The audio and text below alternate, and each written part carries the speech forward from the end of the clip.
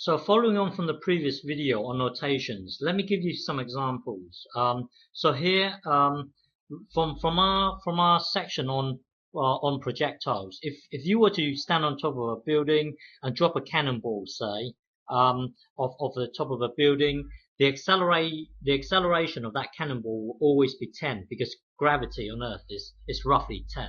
The speed, well, when you have an acceleration at 10, it automatically means that the speed will increase by 10 every second. So your speed time graph will look like this, and then your distance time graph will look like this. Remember that anything that's free falling, you can use this formula: h equals gt squared over 2. In this case, gravity is 10 because we're on Earth, and well, you can use that formula earlier to use it here. So this 10 here is your gradient. Well, if you don't understand this, then watch a video on projectiles. I've done a whole section on it. So here, let's start again here. You're dropping a cannonball off the top of a building. Your acceleration, speed, and distance time graph will look like these three graphs here. Okay. And then here you can say that y, let's say y represents the distance traveled, okay, by the cannonball, or you can express it as a function. So this f of x here represents the distance traveled. So there are two ways of writing it. You can write it like this, or you can write it like this, okay. And here when you differentiate it, you will get 10x. So dy by dx will represent 10x. And remember, this here is the precise gradient, if you like. And by the way, as it happens that when you suppose you start at distance, if you differentiate the distance, you will get speed. And then if you differentiate speed, you will get acceleration.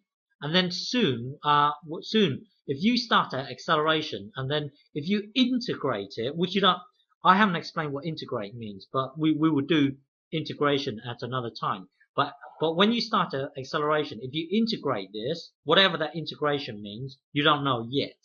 Okay, if you integrate it, you will get speed, and then if you integrate it again, you will get distance. But at the moment, we don't know what integration is. We just know if you start at distance, if you differentiate it, you will get speed, and then if you differentiate the speed, you will get the acceleration. Okay, nature just turns out that way. So it's just a slight coincidence that when you have distance and then you differentiate it, for some reason it represents speed, and if you start at speed, if you differentiate it, you will get acceleration. It's just the way nature is, I guess. So here, suppose you have y equals this and f of x equals this. If you differentiate it once, you will get the speed here, and then if you differentiate it again, so yeah, if you differentiate it again, you get the acceleration, which is 10. Okay, or if you look at this notation here, f prime. So suppose this here represents the distance, this here represents the speed, and if you differentiate it again, this here should be this here should be 10. Okay, if you differentiate it again here, then f double prime of x represents the acceleration. Okay, and then oh yeah, this here is the other notation here. You could say that you see, when you write it like this here, you're saying, I want to know the, don't forget this thing here, hang on, let me just change this. This here is your, this here should be, hang on, this here should be a 10. Okay, looking at this notation here, hang on, looking at this notation here, what this represents, remember that if you differentiate it twice, it represents the acceleration. Don't forget, this is your original distance. This here is your speed. This here is your acceleration. And then if you write it like this here already represents the acceleration. But when you have this line here, and then t equals, sorry, x should be x equals, x equals 13, it basically means that this thing here currently it represents the acceleration. By you drawing a vertical line here and then x equals 13, you're saying the acceleration at x equals 13 is 10. So this here is just another notation. Okay, hang on, let me just change this. This here should be an x. Bear with me. Oops. This here should be an x. So so remember that this here represents the acceleration. This here already represents the acceleration. But when you have this line here, it means you evaluate the acceleration at x equals 13. Okay, or you could write it like this. Or you can write it like this: dy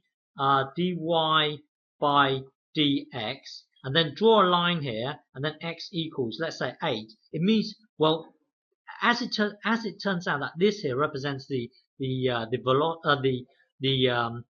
speed here, then that means you want to know the speed at time equals at x equals 8.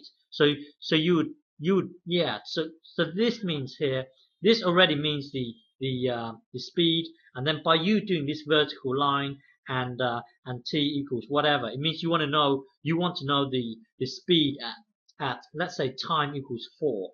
Okay, that it's just a notation. It's just a way we write things. Okay, or when you're looking at the function here, suppose if you want to use this notation here, if you have a function here, f prime here represents the speed here, this here represents the acceleration here, and by you doing this here, it means you want to know. Don't forget, f double prime represents the acceleration. But by you writing it like this, it means you want to know the acceleration at time equals 13. So the acceleration happens to be 10. Because look, the acceleration here is independent of time. But don't worry about this too much. But the important part is this thing here means you want to know in this case, the acceleration, because this here represents the acceleration. But by you putting a 13 in here, it means you want to know the acceleration at, let's say, time equals 13. Okay, so here, remember this notation here. Normally we would write dy by dx, but then you could take the y out and just write it like this. Take the y out here, and then just substitute in here the function, the y value here. So by writing it like this, you see, don't forget this is our y value here. But by writing it like this, people can see what the equation was. So if you write it like this, dy by dx, by you writing like this, people will only know the gradient. You're talking about the gradient, but they don't know what the value y is, or what the original equation was. So by you writing like this, they get to see the equation. Okay, so here it basically means, don't forget, this has to act on something. It has to act on this. So you have to give it something. You can't just write this on its own. This here, yeah, you can't write this on its own. You need something here. Because by you writing like this, what are you acting on? You're not acting on anything. You need to give something to this thing here. Okay? So when you see this here, it means differentiate this once.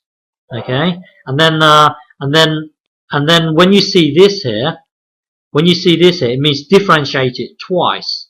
So differentiate this whole thing twice, it will give you 10. Okay, but don't worry about how you know that when you differentiate this once, you will get this, and when you differentiate this, you will get this. Don't worry about how I knew that. Just accept it for the time being. What's important is you understanding the notations here. The notation here, the notation here. Okay?